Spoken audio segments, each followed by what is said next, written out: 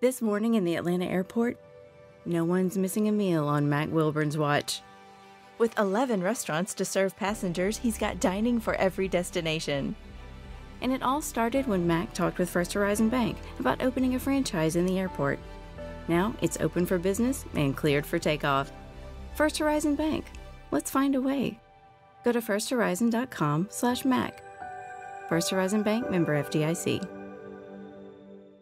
Want to know how to get the same cell coverage for up to half the cost? Well, instead of spending a fortune building and maintaining their own cell phone towers, Consumer Cellular just pays to use the same towers as the largest carriers and passes the savings on to you.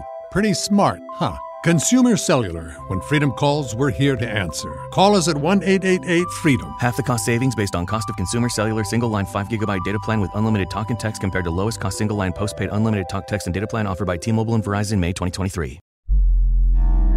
A choice right now, between fear and love. It's just a rock. Out of the dark night of ignorance and into the shining light of truth. Expounding reality. A population of citizens capable of critical thinking. We don't see things as they are, we see them as we are. There's a level of reality where everything dissolves into an ocean of energy. We empower our experience by insisting on our authenticity. That's very profound. Very. Expanding reality. But that's not even functional. I have to think about that. I do love words. Let me think about that. Fair enough. And while you think about it, we're going to welcome you to the show, Human Vibration. It is so nice to see you. I am so excited to hang out with you and speak with you. We've been hanging out here, and it's always a pleasure and a delight. Wanted to remind the audience up top here that you're Real Eyes Radio Patreon, as well as all the other ways to find you, as well as the other 2 appearances you've made on the show. Episode 172, Rendering As We Go, which we're going to talk about, absolutely. And episode 200, the big 200, you joined us for that crazy panel with Crow and Dr. Winter and Dave, and that was a wild thing. So thank you so much, first of all. I was a bit out of my depths on that one with all those incredible speakers. But I learned, I took a lot of notes and I learned a lot. So that was an excellent episode for me to be a guest on. There were people that were like, dude, I'm into that. And I've listened to it 5 times and still I'm taking notes and it's building on itself. I'm like, I have no idea what happened. It just was this blur of awesomeness. I was just excited to be there. And that was that. But it's so cool to see you. So, guys, we're going to skip the introductions, the who are yous, and just start with the catch-ups. Go find out who she is as far as just all of her amazing work, guys. Realize Radio, episode 172 for that introduction if you need it. And how have you been? Excellent. Have been really well. Yeah, I like that we're at a point where, and it's true, we can just skip the introductions and get right into it. We've done this a couple times, this is not our first radio. It's great to connect with you again. Yeah, we had a nice chat before we started recording, and just really, really wonderful to be in this space with you. And you're an incredible thinker, and you're open-minded, and you've got so much joy in your heart, and you kind of approach your discovery process with all of that, and it really shines through. So good to be here. So I've been doing great. Yeah, I've been doing great. Good. Well, it's fascinating what's going on around us or from us or within us and is projected. And the toroidal field feels like it's being infected by some crazy parasite or has been all along. And now it's struggling to survive. And so it's being rooted out. And I don't know what the fuck's going on, dude. I'm on the other side of some craziness right now. It looks dark and empowering at the same time, which is fascinating. So what is your read on the land, the zeitgeist right now as you detect it? What are you feeling? Pardon me, I do have a little bit of a cold, so if I have to pause to cough, so be it. But my things are getting downright silly. Things are getting absurd. The absurdity and the chaos is at such an incredibly fever pitch, so high. I feel like we're at some sort of conscious boiling point. I don't know how much more we can take of the nonsense before everyone sees that it's nonsense. Do you think everything it's possible? If you had asked me on a different day, I might say no. I might say there's some people that are just never going to see, and so be it. but that, I'm positive that a growing cohort can and will, but some may never. But I have a feeling that can't be really explained other than just this gut innate sensation that we will reach some sort of tipping point. And I don't think that has to be a vast majority. I think it can be a strong minority, that we can reach a point where there's enough awareness that it's just inevitable. It just will happen. It just, like magic. It's something that I don't think we've ever seen. And so therefore I can't really properly describe it, but I think it will be as swift and immediate as like the lifting of a veil from a bride's face. The apocalypse actually means to uncover or reveal. It's a swift revelation of clarity. Apocalypse does not mean fiery destruction, death, and collapse of everything we know and love. That's how it's painted in this fiery hellscape, apocalypse, but it's not what it means. It just means to uncover or reveal. Might be experienced that way by the people who want to stay in the shadows. I think so. I think it becomes almost comforting, these disaster scenarios.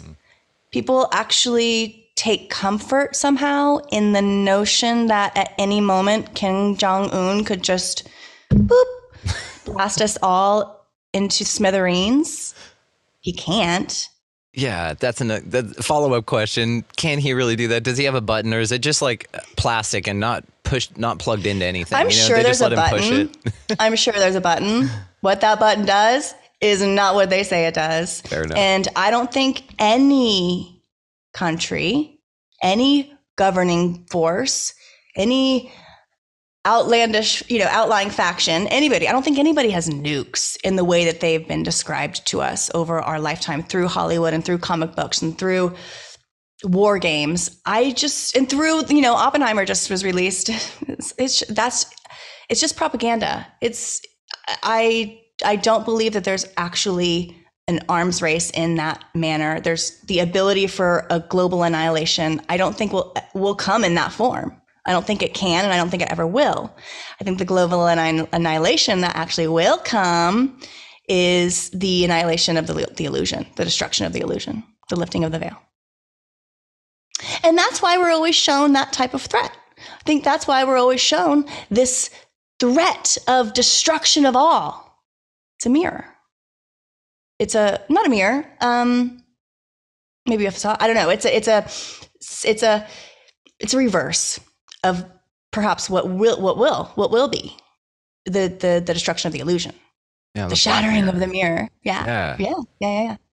Yeah, I'm thinking this idea that Kim Jong-un, let's say that what one day... What a silly character. It's My adorable. God. Adorable. He's adorable. You think every time you squeeze a little cheeks, he just giggles, I love it. What I think, though, maybe they get tired of this shit, right? Maybe one day they pull everyone aside and say, okay, look, we got to tell this little shithead that there's an emergency, and we run him down into a bunker. And they've used all their resources from not feeding their people and took all that money and produced a video, maybe, of bomb footage. And they say, hey, look, we actually launched nukes and we destroyed all of everything. Look, here's footage of it. And it's little models. He wouldn't be able to tell the difference. He'd be clapping. And it'd be like little explosions of the U.S. Capitol blowing up in Russia and everything. And they'd say, like, great victory, great leader. You did it, everything's done, but you got to stay down here now because it's all radiation to shit, and this was a good call, but great leader, you got to hang out. We're going to go over here and sacrifice ourselves, but here you are. And they just sort of lock him in a bunker that'll let him last, maybe, I don't know. I'd say just lock him down in that thing and then just give him constant replays of that.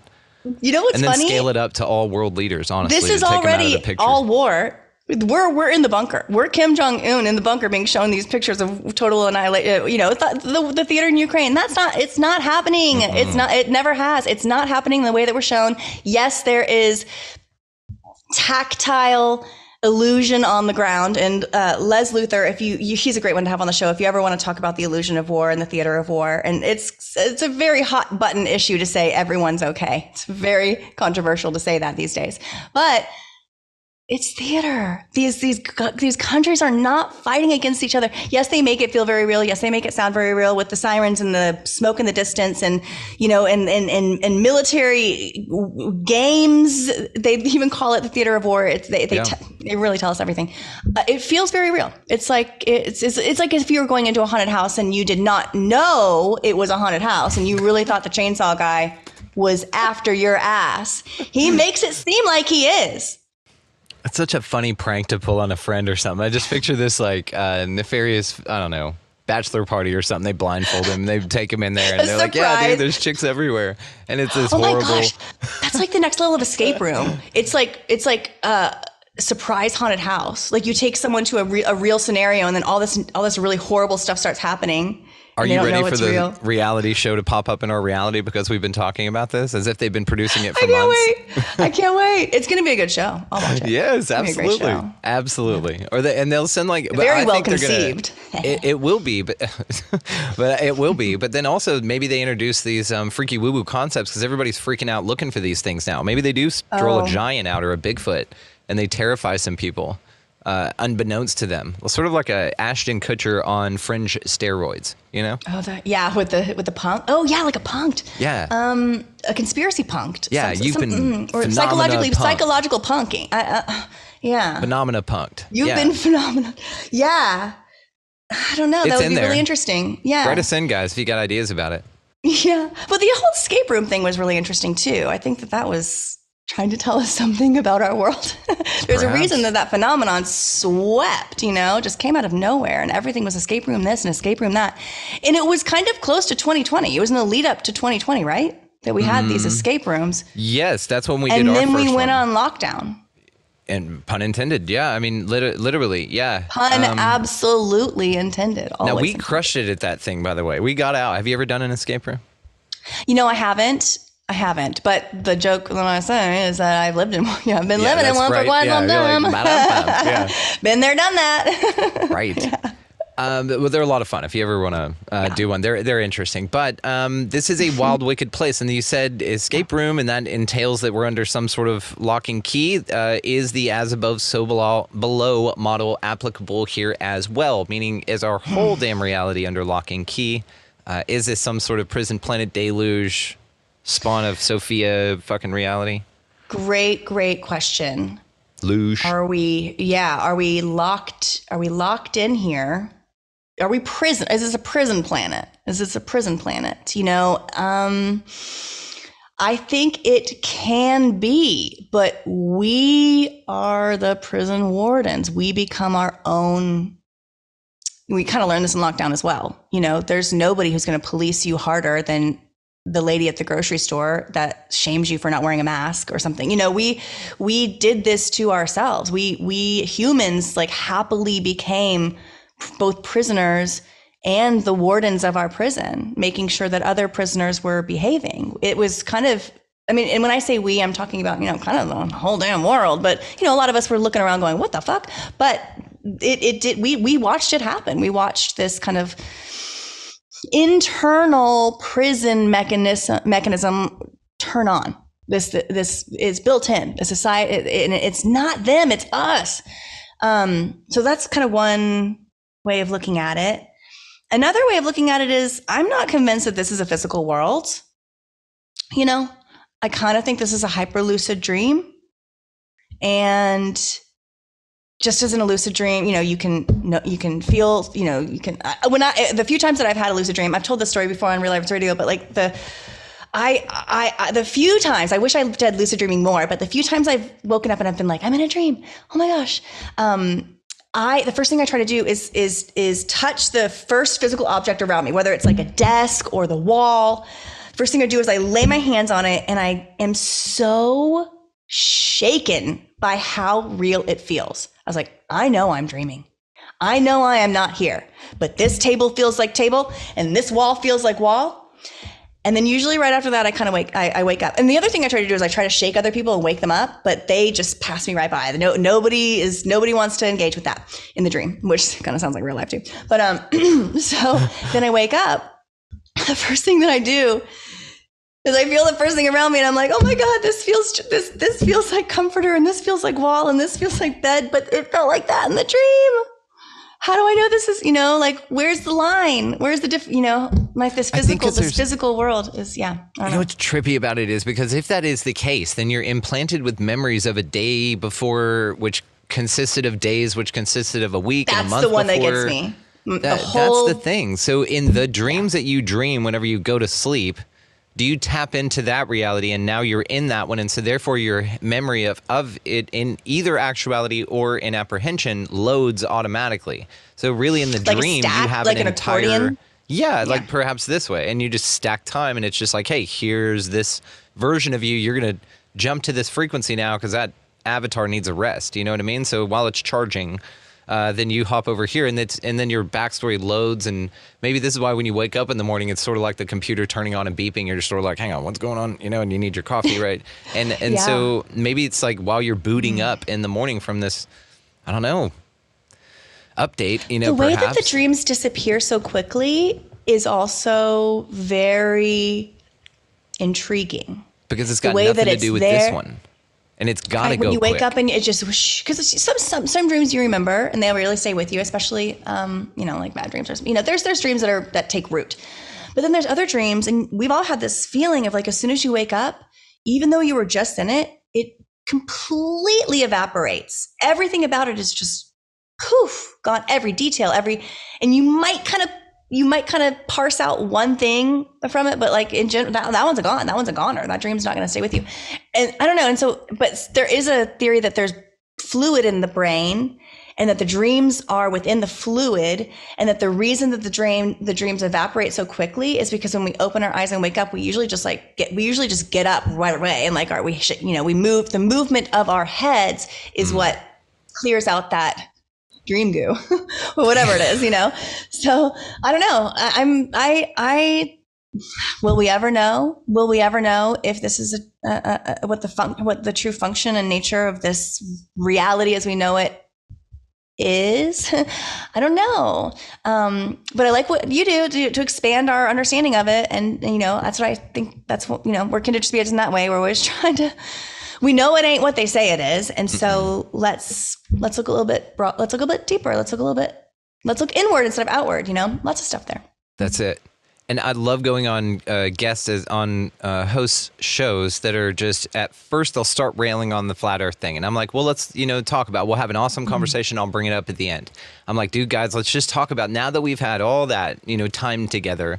Let's really look at this idea from a perspective where we're really, really able to critically think about our reality. And that's when it gets fun. And I'm not trying to convince anyone of anything, but at least you can put someone in a state to where we've been connected for so long that you can at least say, let's entertain the idea together without ridicule, and it's when that happens. It's not even the fact that it's flat earth. It could be anything. The fact that it occurs is where the break in the dam is. And that's what you're talking about. This real change here is just this one hop over cognitive dissonance. Now, where does this idea come in when we think of NPCs? And if you think about it, then, it's just a representative for the big satellite company that's then beaming down to their local representative, which would be your community, right? Or your mom or dad or all of the above. So how does the idea of us disassimilating this place and joining together and it being something that is achievable with the mindset that they're just representatives around you? Right. Are there empty vessels? Out there, and be like someone that, let's say, it really is not as here as I am here, and their purpose is not what my purpose is, and they're just to fill the space. And it kind of goes into Dolores Cannon's background character or background actor. I think she is background character, background person. The idea that there are the appearance of many, many, many, many, many, many people here, but there's not that many live ones. There's a few live ones, and the rest are seat fillers, I suppose.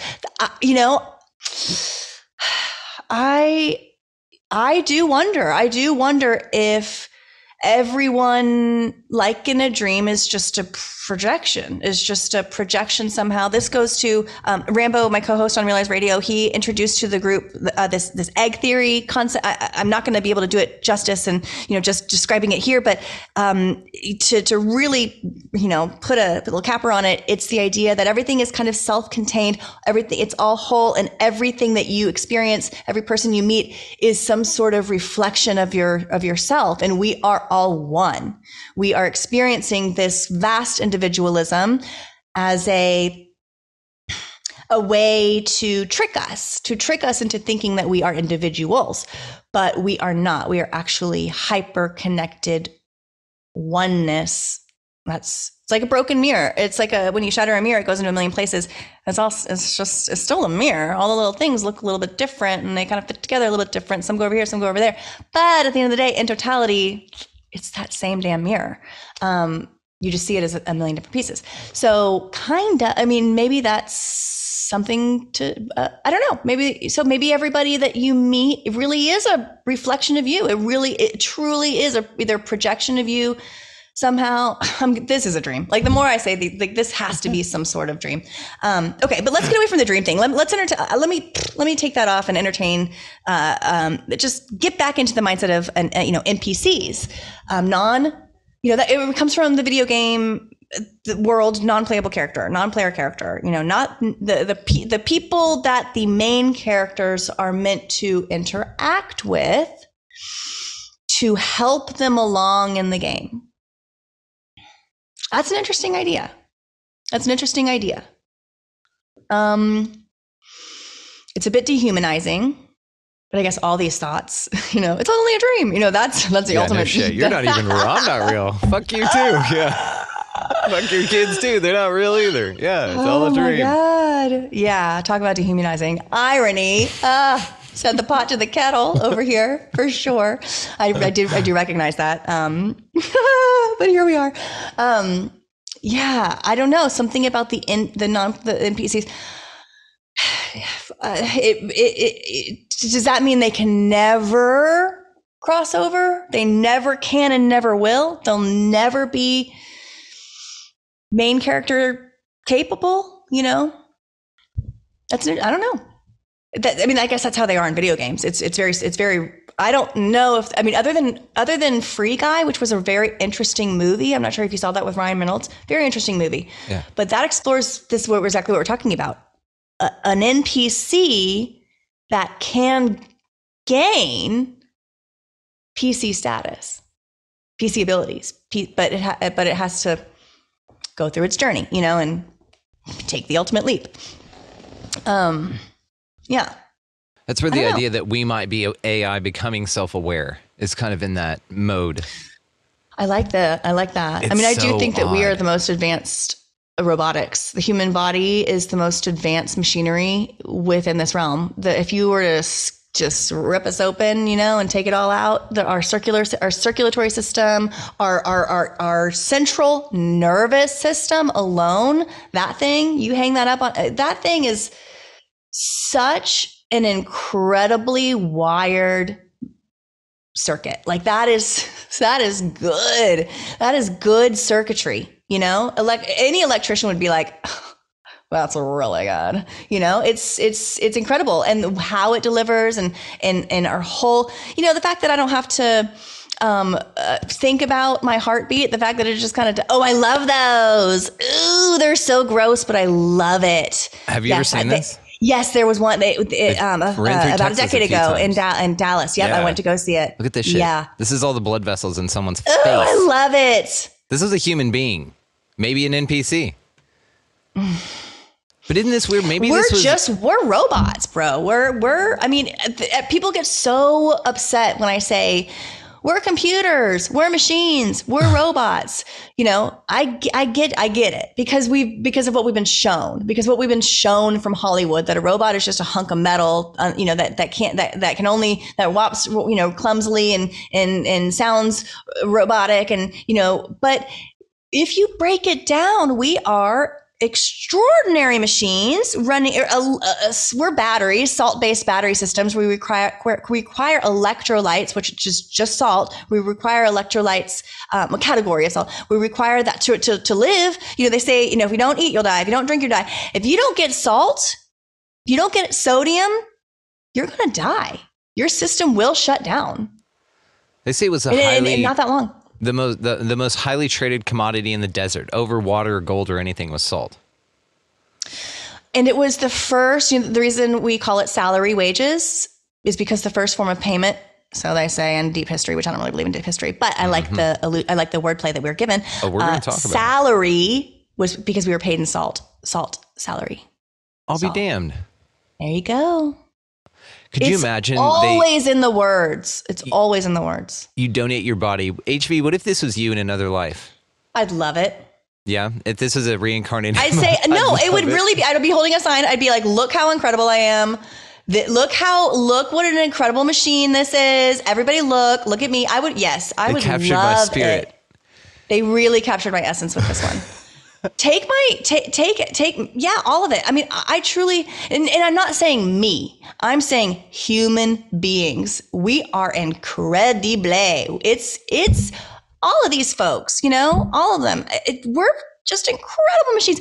Even the most, even the most hobbled human being, you take that word, whatever you mean, the human being who anybody objectively would go, they got it bad. It's still just extraordinary that how the mind, how the wiring, and the fact that I don't tell my liver what to do, just does it. I don't tell my heart what to do, just does it. The fact that it's an autonomous machine within this thinking machine, I can't even begin to fathom how extraordinary we are. And I'm sorry if I sound flippant by saying we're a machine, but gosh darn it, we are. Oh, it's good. You have a reverence for your vessel. I love that. I think it's awesome. I will say it's a lot like what I say about my car. I've got a 2010 Scion XD. That's right. Settle down. I know. Wow. I know. And do they make Scions anymore? What's that? No, they don't actually. No, there's a dead thing. So when it goes, anyway. But I love that damn car. It has been, I've had it for that. They were very cool. I got it after a year after it was made, and I've never had to replace the clutch. The brakes have been amazing. Everything has been amazing on that car. So it's sort of like, I don't know, this body maybe. My point is I think it's interesting. Take care of it, yeah.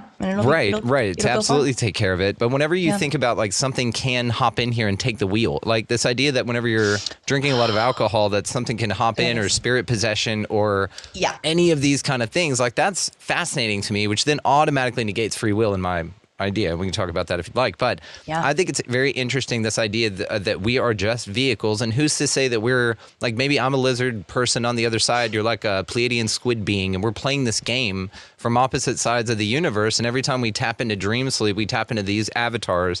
And every now and then me and you meet up for a conversation about what the fuck is this dream kind of conversations. Mm-hmm. I love think it. Yeah. The idea that this, though, can be apprehended, automatically doesn't negate sort of this idea of NPCs. And when we talk about it, it can be dehumanizing, but that's not here.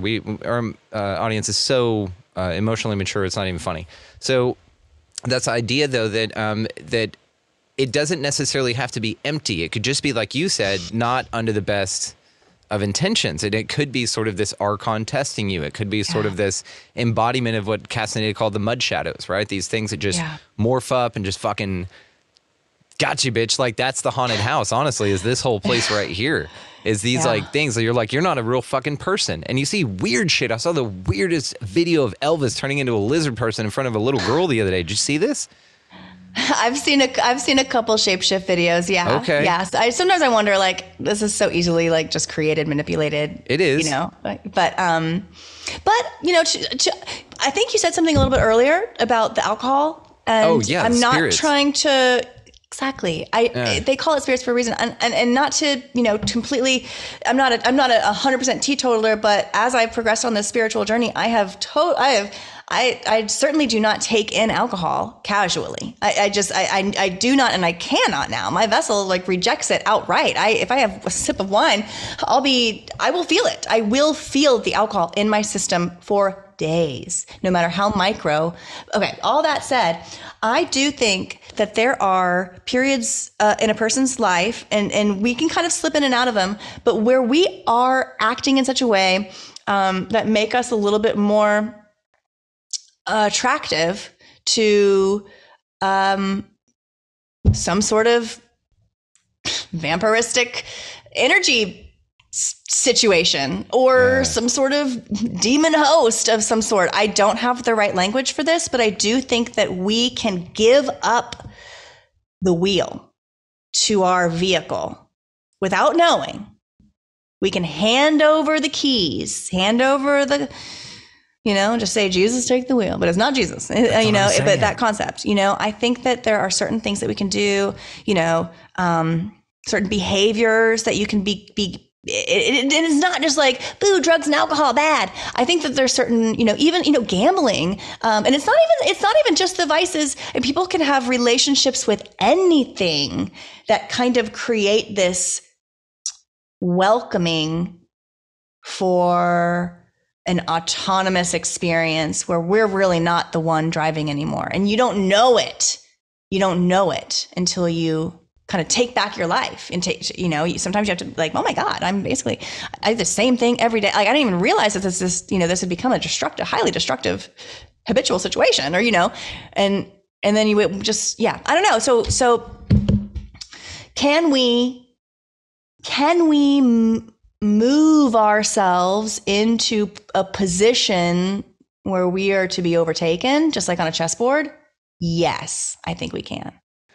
I just thought of them. You gave me the most fascinating visual whenever you were saying this. Okay. I was on a live last night with Ford from the Phi Tribe on the Conscious Awakening Network. And I know that sentence is not going to make sense in text, but there you go. That's a lot of words, right? That's a lot of things, right? I love it. We did that. You can go find it online. It was great. But we did this thing, and we were talking about this idea of your focus, okay? And Ford really is an eloquence with this, and was talking about what you're focused on as your main purpose, right? And we've talked about this with the idea of loosh, or the idea of anything. It's not like you're susceptible all the time. Your hands are on the wheel, right? All the time. But your focus determines what direction you go, what speed you go, and what you achieve, all that, what radio station is playing, if you want to stick with the metaphor. Let's say, for instance, though, that you decide to get on your phone and you decide for a guru maybe, or you decide to swipe a bunch. Well, something needs to continue to operate that vehicle. And whenever their hand's on it because your foot's on the gas, and that's fine, then whatever's driving that thing, because you're not paying attention, maybe it gets bored of your not paying attention and just decides to kind of turn the wheel a little bit and see if you're doing anything. And no, you can now take these little bumps and things because you're so preoccupied with the option of experience rather than steering your own ship. And this is a metaphor for so many things.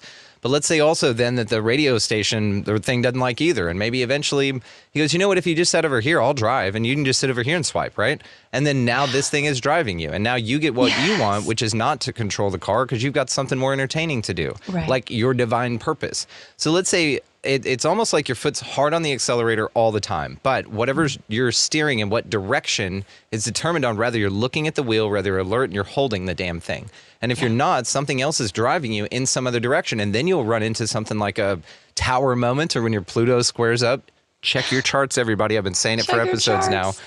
Check when your Pluto squares. Just take a month off, maybe more than that. Anyway, if that occurs, then you're going to look up one day and go, what the fuck just happened? Like Click, right? Like that movie with Adam Sandler. You're like, wait a minute. So many things went by and I was unconscious for it. This is what I think the subconscious is all about. Just you giving focus or attention over to something else, which leads me to like what you were talking about, our most precious resources, which is what you feel is our attention. Please expand on that. I mean, come on. Yes, 100%. Our energy flows where our focus goes. And I think that, it's all, back in the day, 2020, I would have said the word loosh probably 50 times on this podcast already. And I do think, it's a catch-all term for the energy that swirls and whirls within the human body system. We are very energetic beings. And that energy can be hijacked. harvested, whatever. But I think now it's our focus. It's our focused energy and attention that is the most prized and precious resource in this realm. And we give it away for free. And we don't even know. And it is pulled from us every second of every day of our waking life. You know, it is someone's after it. Something is after it, after our focused attention. And what does that do? Well, just keeps us from using it for ourselves. That's ultimately, I mean, honestly, I used to focus on all the individual illusions and all the ways that they're lying to us, blah, blah, blah, blah, blah. Dominic Ramsey done like that, you know, purples, you know, I've just, all that. But nice show, I've come to a place, yeah. we have shows on that. We've recorded on all those things. Just go back and listen to the old ones. But, because they are important, they got me here. Absolutely. But now, it doesn't matter what it is. It doesn't matter if it's space. It doesn't matter if it's dinosaurs, which I both think are fake. I think it is about taking up room, space. I think it's about taking up space in our brain so that we do not have any capacity for our own original thinking. We do not have any leftover energy, precious attention, our precious focused attention and energy. You know, we don't have any of that left over at the end of the day to use in ourselves, to water our own garden, our own creative, you know, we just, and we don't even think about that. We don't think about at the end of each day, man, I have a deficit of this magic that I have every morning, you know, this pocket of diamonds that I wake up with. I'm just happy with the hole in my pocket. You know, I'm just happy, just letting them go on the sidewalk every which way, get home with none. Happy with that, you know? And I think that doesn't matter what the illusion is, yeah, they're both words work there. It doesn't matter what it is. It's the fact that it is happening, and it can take every form imaginable. If we're focused on it, there's a reason for it. Like it's because it wants that focused attention. And I don't think we realize that, like, there's light going in and out of our eyeball. There's a transfer. Like, it's not just the light on our screen that shows us these pretty pictures. The light itself is information. Outside of the picture it's creating, there's transfer. There's light transfer into our eyes at all times. We're being programmed by their programming. We are being sent information through our eyeballs all day, every day. You know, I don't even know what the sun is. I kind of think that's a spot. I don't think it's real. I don't think it's out there 93 million miles away in space. Don't believe that for a hot second. But I do think it's I think it's a projection, obviously. And I think it's a real big one. And I think it's a real big source of programming, of information. I'm not saying that's good or bad or the other. Maybe we need it to just grow in the world, just like plants, and they call it, you know, photosynthesis or whatever. You know, maybe we just need all that information brought in somehow. I don't know. There's something about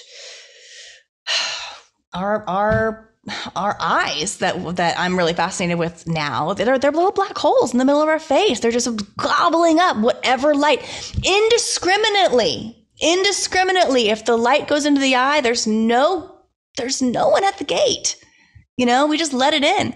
And that's what I think is so, I don't know. I think that there's a lot of horrific imagery that's put on us right now that it's just getting through the gates. We don't need to see all that. There's some bad stuff getting through the gates.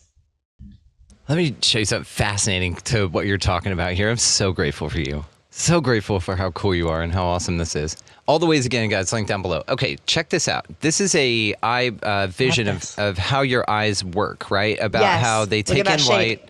Yeah, they take in light and then reflect here, and they're processed through your frontal cortex first. Your mind interprets what you see before it shows you. So you're actually censoring yourself, or something is censoring you before you even take it in. But notice the cross pattern here. For everybody, how the symbol looks here with these circles, with the back hook, and then this here. And then I want to show you the seal of Satan.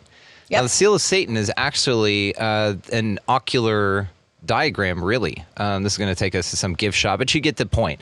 What I wanted to show here was, again, geez, tap dancing Christ. See, Satan's getting in the way. Not today, Satan, get. Not today, so Satan. Here we are. Okay, so if you look at this, and I don't have a side-by-side, but we'll toggle.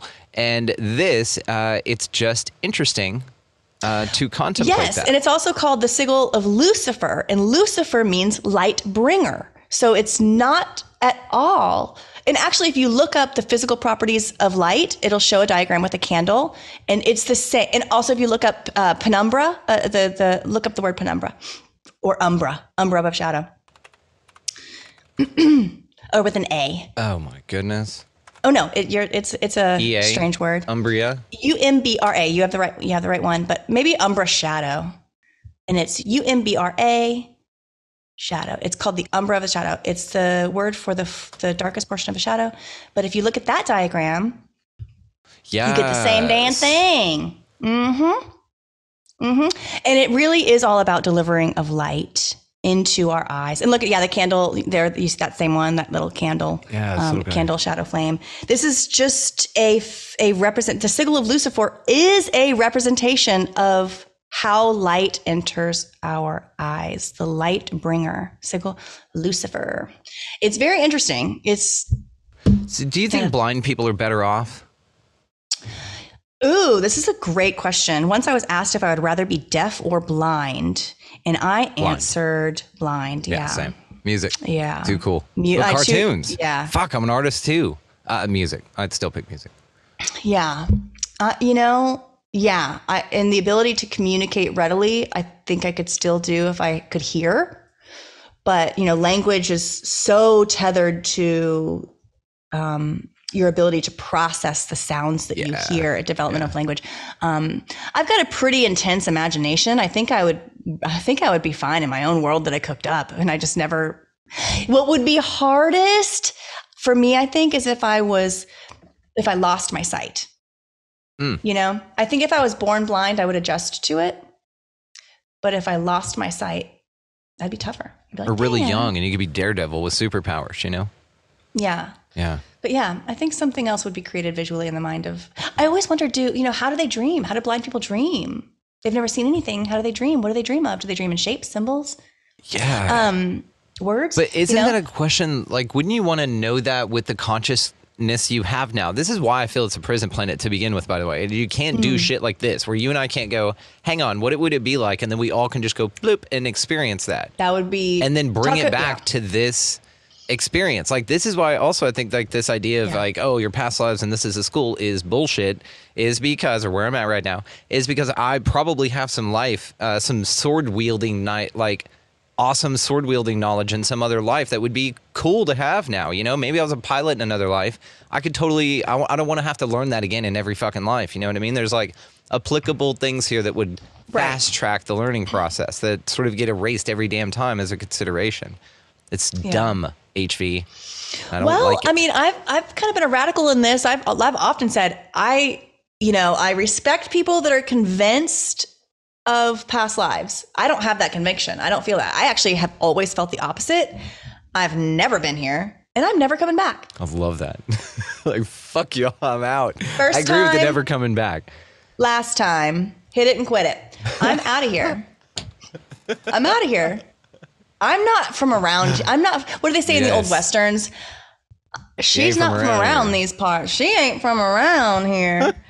I'm not. I am not from here. I am experiencing this place for the very first time. 1 star. So that at one time, and so I can get the hell out. And I don't know why, but I have always felt that, which is so interesting because I've heard many people, even as a kid, I had this feeling I was a stranger in a strange world. And I've heard so many people talk about past lives, and I feel that. I feel for them. If you really feel that inside, then I think that means you did it. Like if that's your innate inner feeling and you were just kind of born with this sensation, I think it's for a reason. I was born with an opposite sensation that I'm brand new. First time, last time. Yeah, I don't know. I don't know why, but I feel very strongly about that. And I don't know why. Like a super AI consciousness dropped in here that's rapidly going through this process of becoming self-aware. Yeah. Yeah. It's wild. This is a weird place. It keeps getting weirder.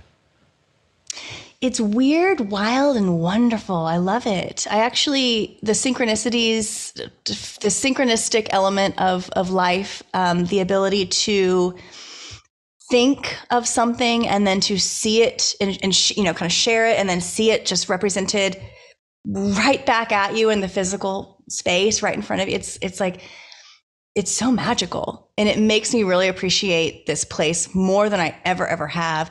And, it took me many years, a lifetime really, to be able to truly feel and know that every single person that I cross paths with has a purpose of being in my path, and I have a purpose of being in their path. And I should just, no matter how small, I should see what that is, Yeah. You know what I thought I'd say? You inspire these the coolest things when you talk. I don't know if other people tell you this, but like I'm a sort of a kinetic learner. So as you're speaking here, I've got other things going on in my mind. I don't know if this is experienced by everyone, but as you're talking about it, it's going to X-Men, but the X-Men presented this in a way that was what you were talking about was just so cool. So Professor Xavier sitting somewhere, he's communicating with people. He's communicating with one lady, right? Through the mind of all these other people in a train station. So the communication as she calls bullshit on one, she goes, stop doing this or whatever. He'll let that person go and they go, oh, and then they just keep walking off like they had missing time, right? A couple of seconds, but there it is. Then as she's walking, telling this dude to fuck off, he inhabits another chick, takes her mind over, starts speaking through her, looking at her directly, therefore knows everything. And then as he then moves on, and it's several characters in a row that this occurs with, and it's a fascinating visualization for what you're talking about. But if you scale it to your whole goddamn life and think that there's a Professor Xavier with his own motives, by the way, that's speaking through all of the little avatars that you come across in the game. And maybe that's your higher self. It gives me the chills, yeah. But there have been, I have this sensation so much now, or this experience so much now, where I will pass a passerby conversation where I hear just a tiny little snippet of, just a much longer thing. And it is a word or phrase that is so top of mind for me. And something else that I've noticed is it kind of doesn't even fit into what they're saying. It seems like the small level of context that I do get, I'm like, well, I don't even know why they would be talking about that at all based on what they were talking about. But it's almost as if I'm meant to hear certain things at certain times as I go throughout my day. And the timing is just so perfect. I like to say time is an illusion, but timing is everything, because there's just something, there's the precision of the sync is just too perfect to be coincidental. And it happens too often now to be, I'll be doing a tweet or writing on our Discord or whatever, and I'll be saying a very specific word, and I'm also listening to a separate podcast is just in my ear in the background. And as I write a word, just within a micro millisecond, not after, not before, but kind of just as I'm writing that word, it's spoken on the show, on the, no matter how far back the episode was, doesn't matter. It's just the present, past and future don't matter. It's that was an episode from 2016, but that doesn't matter at all. It just shows that there's a presence that's beyond anything else. Yeah. But what do you think that presence's intentions are? Do you trust it? I think to show us that we're making this place. I like to say we render as we go. I kind of think we're influencing this realm far more than the realm influences us, but we just don't know it. And so we're not moving in a way that shows that does that embodies that. Instead, we're doing our and I say we again, as like global society, we're kind of stuck on this ridiculous loop, this rat race, as it's called, the game that we're all kind of, and I think that just in doing the game, just in being trapped in that loop, I mean, people don't even realize that their goals and dreams and aspirations aren't theirs. They've just been baked into their brains, and that's why they want to be a physician or get whatever, back in the day, the people that were natural healers were the doctors. It wasn't about who's going to be the most profitable surgeon. It's all of our goals and objectives are completely 180 from what they truly could and should be. But, I don't know, I'm off on a tangent about how the world should be. But, I do think that we are just given us, it's a sale of goods and it's worthless. All of it's worthless. Look at this but garbage. We buy it's garbage. And we're like, ooh, is there some extra garbage back there? Because I think I might go through this garbage pretty fast. And I want to make sure there's a good supply on the other side. We're fiends. We're fiendish for the garbage. It's so good. It's so accurate because it's so silly. That's the thing, though. So I'm at this absurdism part of this. I've got a little pooter tutor, this little fart thing that I keep in my pocket now, and I take it around and I just do it in public. It's phenomenal. Let me hear it. Let me hear it. Okay. Yeah. You gotta kind of lick your hand a little bit. You gotta wet the whistle. Yeah. Hang on. Yeah, and then you can do little. There's different ways of going about it. I actually have a black one that's in my pocket that I use a lot more. I'll use it on walks out there in the labyrinth, and I'm just laughing my ass off to myself out of the noises I'm making with this thing. But I've used it all during Thanksgiving, and only my dad knew I had it, so it was great. And I'm just trolling this place now. I've figured if it is a game, I'm really testing it. And that's what Ford and I were talking about last night on that thing. Again, it's very synchronistic, is test this bitch. And that's what it wants you to do. And that's what synchronicity sort of embolden you the power to do, is a little bit of extra confidence, which confidence is just series of successes. So if you continue them, i.e. they'll just continue on. I'm reminded also what you were saying about the elephants that are tied up, and it's horrible, but it's a great metaphor, that are tied up to a chain for pole and a chain to their leg for so long that they won't ever test it, right? And so you can tie them to these little blue chairs that blow away when you fart on them, right? Then they'll stand there for their death and like starve and shit. And so that's what essentially this is us figuring out that, hang on, the dude, we're not tied to a pole anymore. The chair's there, and actually this is all bullshit. Yeah. We are untethering ourselves, and it's even because we are now stepping into the absurd, and it's kind of, we might sound just absolutely batshit crazy to, a certain observer, but it's untethered thought. It is outside. It is away, completely separated from the way things are seen to be, the idea that this tiny little stick in the ground is going to hold this mighty massive elephant, but it's just a matter of, first that initial programming. If you can get that idea locked in, you're good for life, generally. But here we are, elephants that are testing. We're untethering ourselves from what we now see are just tiny little sticks in the ground. It's all the systems are all built on sand, and it really is absurd. It's downright silly.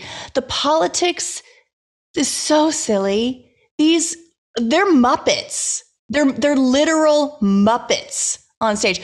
Get a picture of John Kerry. I encourage anyone to look at a current photograph, any photograph, doesn't matter which one, they're all going to show the same thing.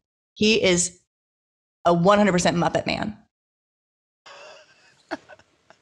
It's, homework for the, it's a Jim Henson, not even a good one.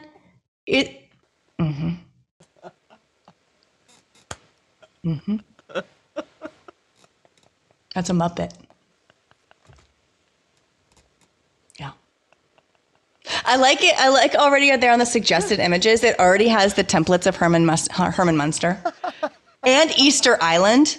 That's a good one. I hadn't made that connection. But yeah. Thank you, Google. Batman. Oh. Batman. God, I'm crying. That is so.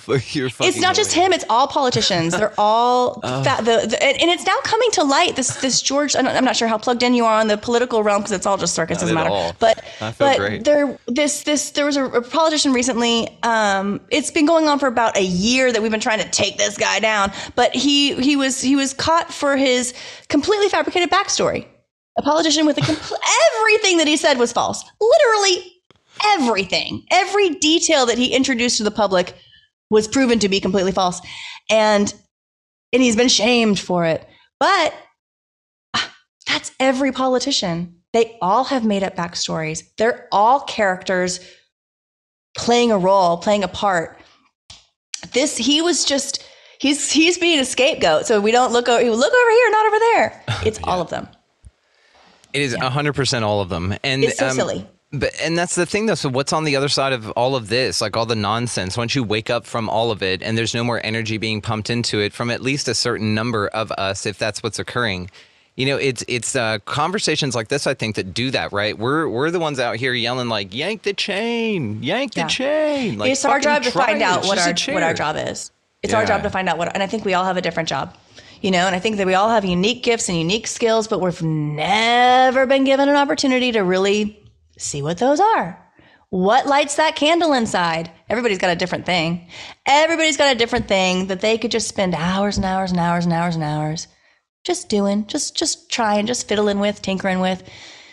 We've all got something. And I think that we spend so much of our life doing bullshit nonsense stuff, thinking bullshit nonsense thoughts that we never have time to explore that. That's why kids are so cool. Back to, just like the idea of childhood, and it's so sacred and it's just so magical. It really is. And, kids aren't beholden and burdened by the thought structures that adults are and that we impose upon them to keep this society going. I don't know. I think we're returning to a childlike wonder, a childlike curiosity, a childlike approach to seeing the world and seeing the magic within the world and playing within that magic and just having a fucking great time being a kid, just living, and yes, we still have responsibilities of life, but hopefully we find ways of doing those responsibilities that actually fulfill us,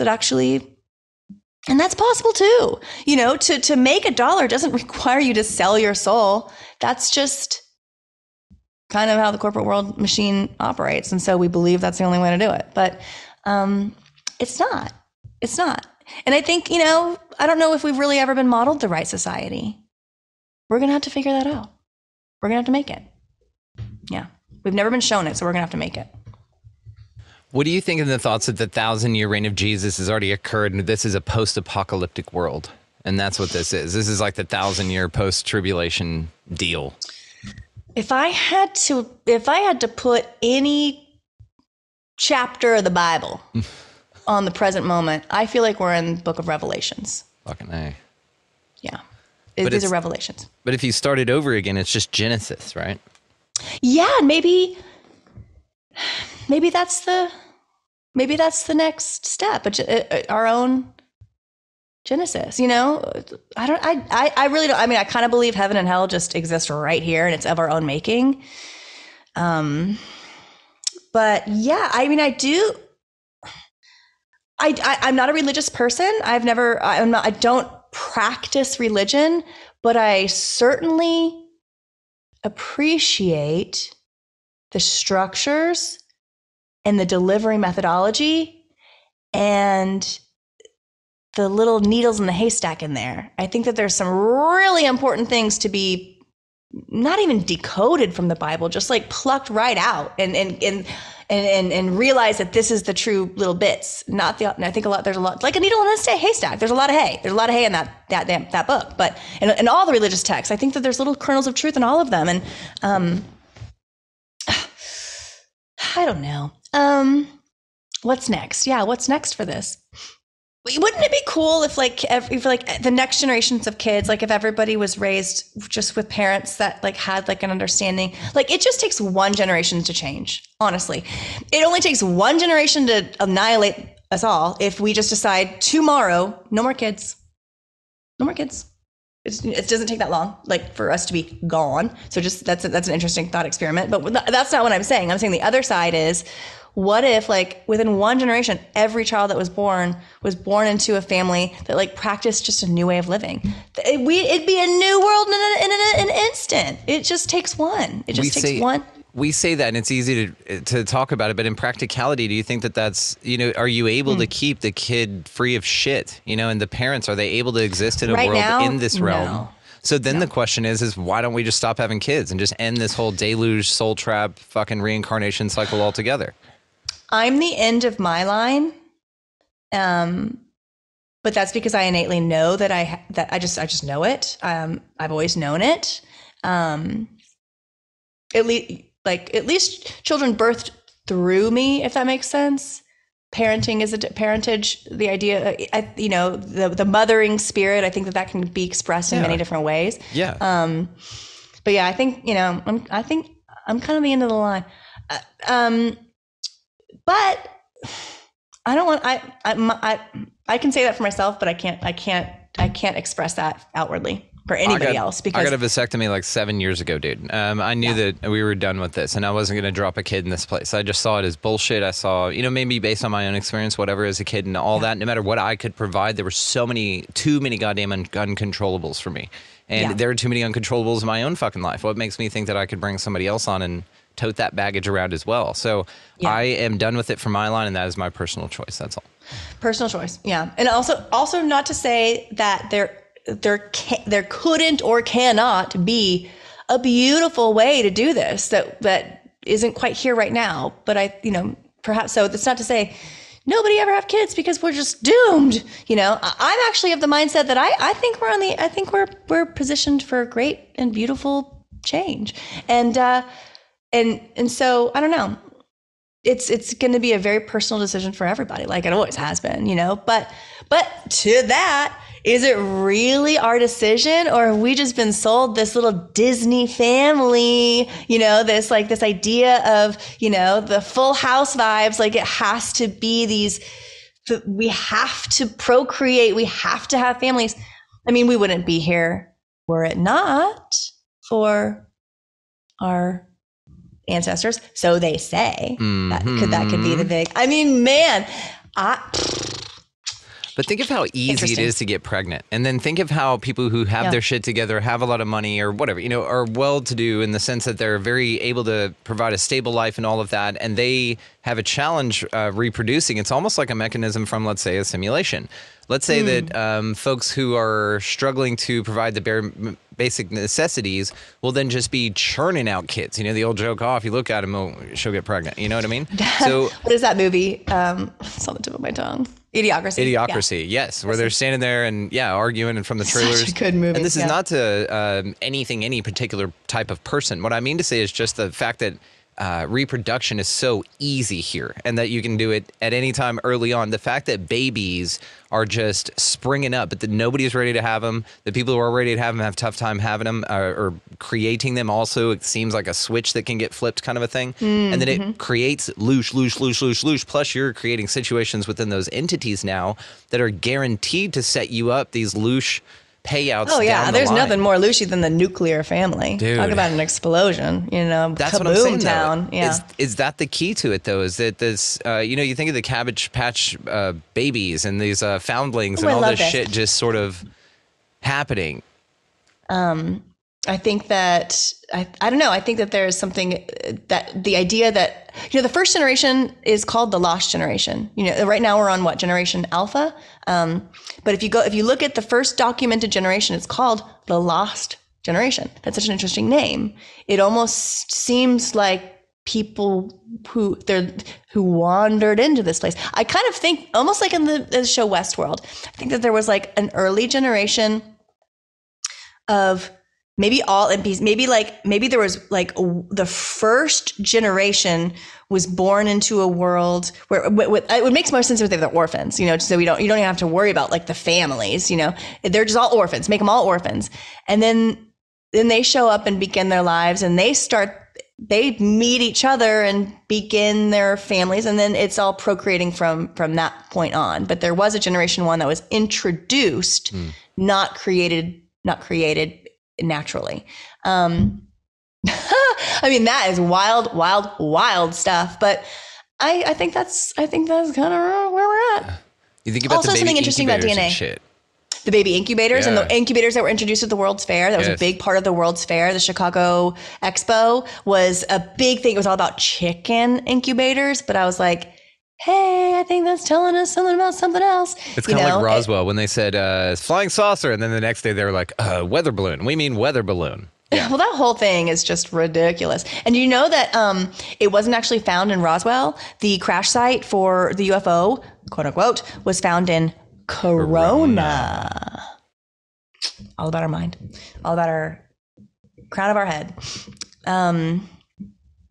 Yeah, Generation a lot of these. 1, babies being implanted. Yeah, I think so. Wouldn't that be interesting? So what about this idea that it's a reset thing? Again, Howdy Mikowski, it's just recently came out, guys. Check it out. It's an awesome episode. And we were talking here about his idea of these resets and stuff. And I asked him why like the pyramids are left over and the mud floods and like there's shit left over from these things if a plasma apocalypse comes down and like destroys this place, right? Maybe that's the mechanism it happens with. But he's under the understanding, or the way he explained it was so interesting to me. He said, well, what you would do is take a copy of the reality at a certain point. You get it ramped up to its most Lucius, right? And then you snapshot that, and then you take it offline for a minute and reboot it, but build from that copy.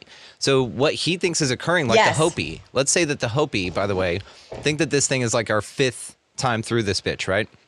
So what if the 5th world means the 5th level?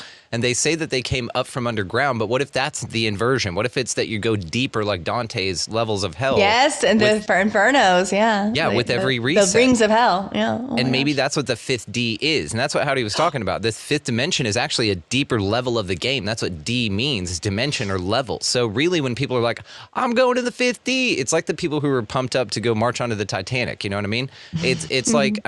they're doomed, but they don't understand that they're being sold something that's not altruistic. Now, that's one idea. I don't attach to any idea, but it's fascinating.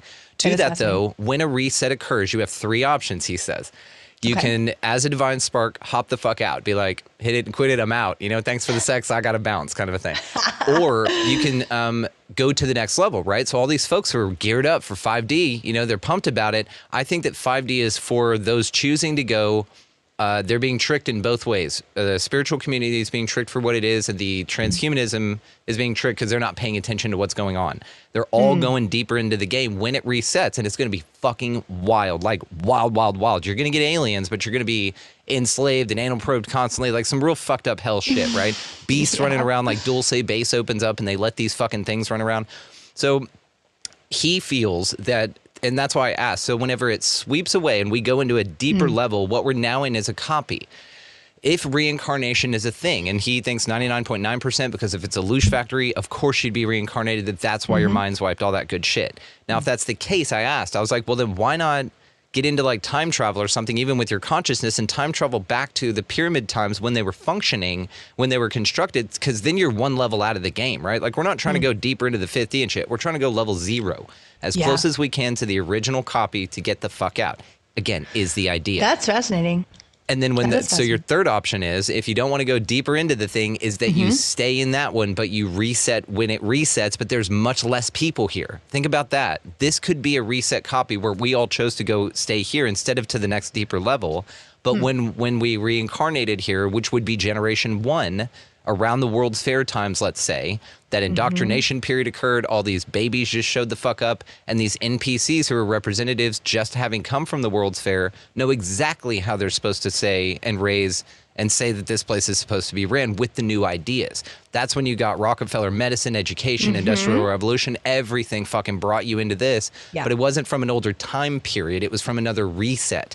So Howdy also thinks that the idea of Atlantis wasn't like a particular place. It was a whole point in time. It was an entire time frame, which is fascinating to me. So this is why also... And the way that it starts with at And like at is like at a place and time. Yeah, there you go. Atlantis.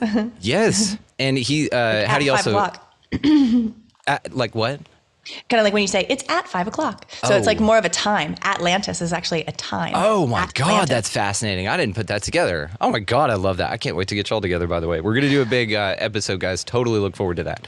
And so then you think about, though, that if this is the case, that if you can work your way back through the levels, let's say via time travel or via astral projection, but you could retrace your steps. There's this idea that's known as recapitulation with the Cathars and the Gnostics, and the idea goes is that you remember all of your life back to when you were born. It takes like years to do this, and if you can even do it, and the goal is to not have anything left over when you die, so that you're totally prepared for your death, so you can get the fuck out of here. But what if recapitulation didn't stop at this life, and you could actually recapitulate your ass all the way back, and maybe when you died in this life, after having done that, you start in the next one. And then if you have the wherewithal, you keep going backwards.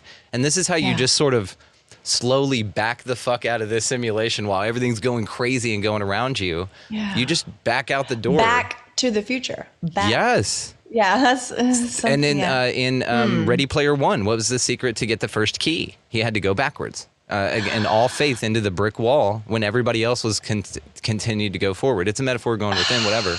But still think about it like that. Yes. I thought it was fascinating, and that you can be then reset into an earlier version of the simulation. Then it wouldn't be as good at fooling you. Think about that. You'd be like the magician in caveman times. You could be like, hang on, that's not real, dude. Get the fuck out of here. You die, you're out. You know, it's like at an easy level. They're just shadow puppets on the wall, guys. Yeah, they're like, get out of the fucking cave. They're just puppets. That's not a horse. That's not a buffalo. They're just puppets. Puppets on the wall. Shadows on the wall. This is a wild ass place. We covered a lot of terrain, didn't we? Oh, we didn't we? Yeah, well, let's wrap it. Let's wrap it and look forward to some other stuff. I wanted to mention something that you said, though, that I am going to be linking below, because it's actually something I've talked about throughout the entire show's history. Don't know if I've ever linked it. It's The Egg, and it's this short story on YouTube.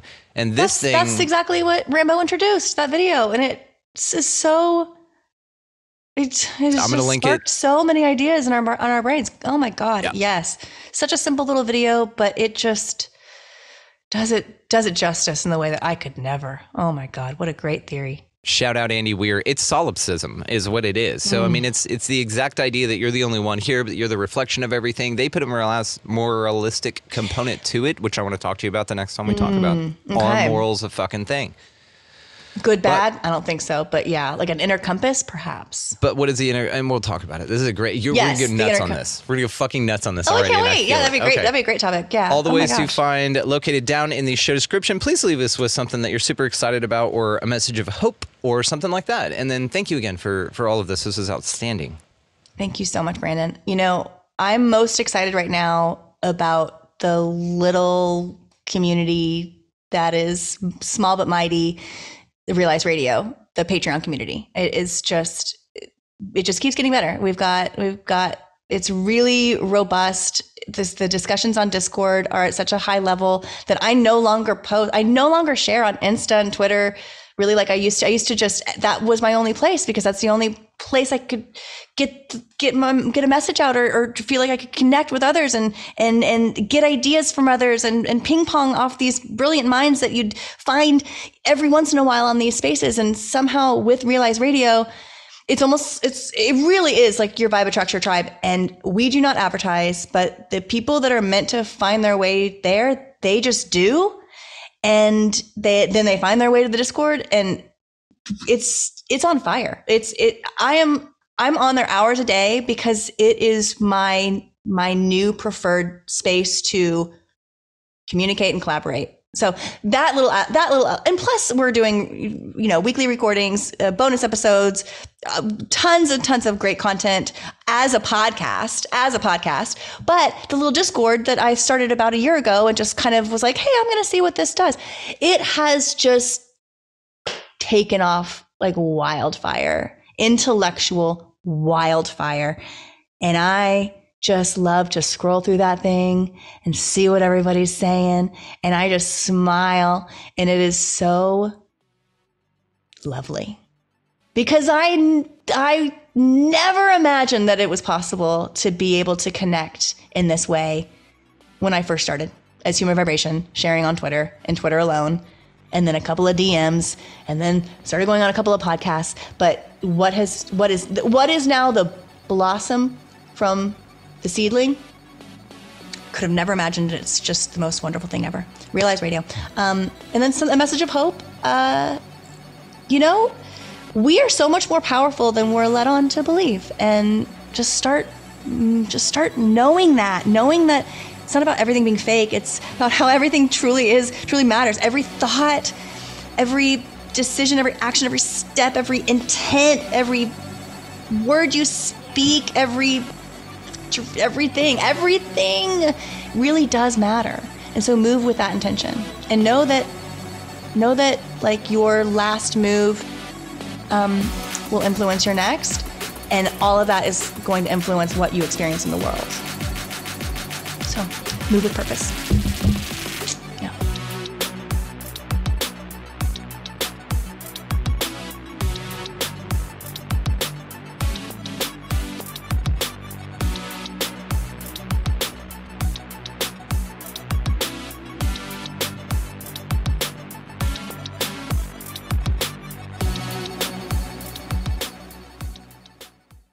At Sleep Outfitters Outlet, great sleep is a big deal. Save 40 to 60% every day on every Sealy, Stearns & Foster, and Tempur-Pedic. Queens as low as $249. Customer exchanges, closeouts, and floor samples. Inventory changes daily, so come in for your dream deal today. With no credit needed financing, expert advice, and up to 60% off retail, it's never been easier to get the sleep and savings you deserve.